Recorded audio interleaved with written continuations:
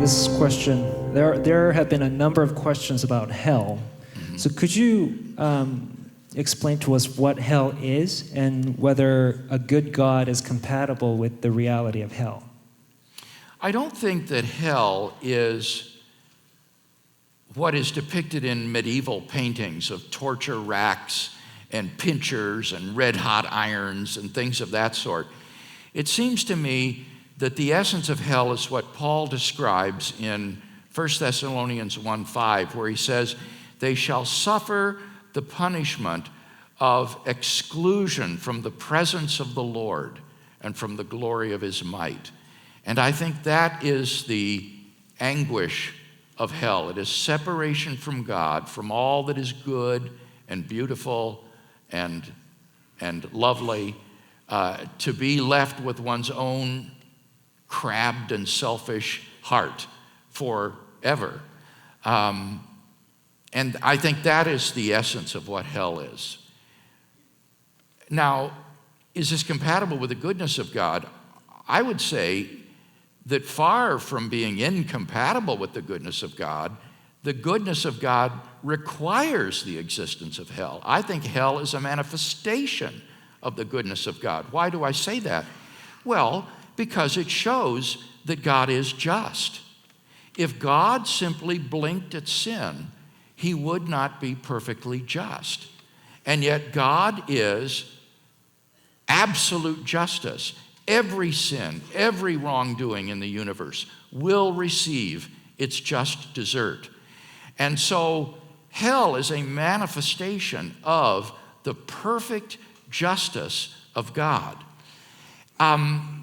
And when you think about that, it is just as difficult a question as how could a loving God send people to hell, to ask, how could an all-just God send people to heaven?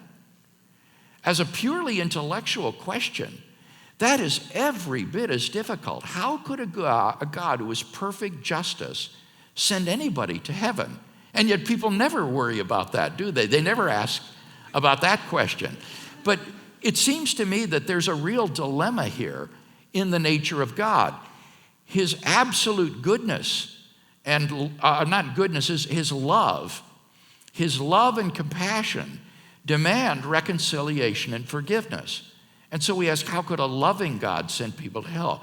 But his perfect justice demands punishment for sin rightly deserved. And so we say, how could an all-holy God permit people to go to heaven?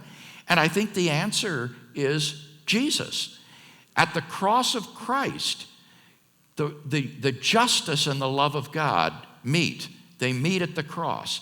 At the cross, we see God's justice as his wrath is poured out upon sin, and Christ bears the penalty for sin that we deserve. But at the cross, we also see the love of God as God himself takes on human flesh and bears the death penalty for sin that his own justice had exacted, so that we should never have to be punished and can go free.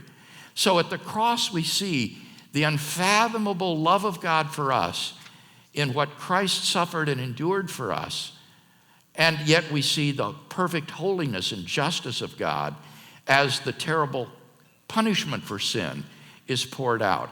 And so I think that the love and the justice of God kiss at the cross and are reconciled in Christ's atoning death.